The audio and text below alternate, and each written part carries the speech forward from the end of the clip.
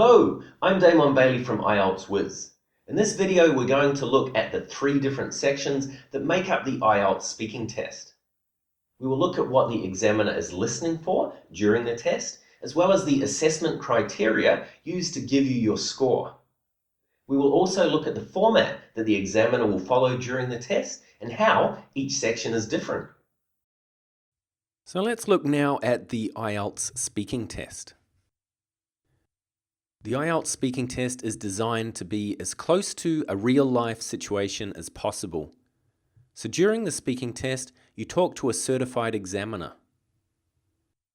The speaking test is interactive and it attempts to mimic real-life situations.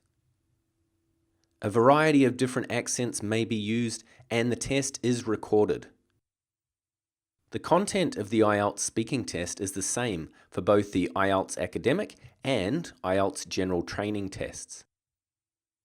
The IELTS speaking test is designed to assess a wide range of skills. The examiner will want to see how well you can communicate your opinions and information on everyday topics and common experiences. To do this, you will need to answer a range of questions. During the speaking test, you will need to speak at length on a given topic using appropriate language. So you will need to be able to organize your ideas coherently. You will need to express and justify your opinions. You may have to analyze, discuss, and speculate about issues. During the test, you will need to relax and talk fluently and as naturally as possible. The IELTS speaking test consists of 3 parts. And the whole speaking test takes 11 to 14 minutes. Part 1 is called the Introduction and Interview, and it lasts for 4 to 5 minutes. During Part 1, you will answer questions about familiar topics. Part 2 is called the Long Turn.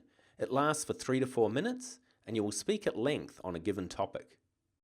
Part 3 is called the Discussion. It lasts for 4 to 5 minutes. During the discussion, you will talk about a chosen issue, and you'll need to give your own opinion on this topic. So let's look a little bit more closely at each part of the test. During Part 1, the Introduction and Interview, the examiner will introduce themselves and ask you to introduce yourself and confirm your identity. You can use a passport, driver's license, or identification card to do that. Once you have confirmed your identity, the examiner will ask you general questions on familiar topics such as your home, family, work, studies, and interests. This section should help you to relax and talk naturally. Part 2 is known as the long turn. During the long turn, the examiner will give you a task card which asks you to talk about a particular topic, including points that you should cover during your talk. Before you speak, you will be given 1 minute to prepare and make notes. You will then be asked to talk for 1 to 2 minutes on the topic you have been given. You will not be interrupted by the examiner during this time, so it is important to keep talking. Once you have finished, the examiner may then ask you 1 or 2 more questions about the topic you have just spoken about. Speaking Part 3 is known as the discussion, because it is a 2-way discussion between you and the examiner. During the discussion, the examiner will ask you further questions which are connected to the topic you spoke about in Part 2. These questions are designed to give you an opportunity to discuss more abstract issues and ideas that can be interpreted in different ways.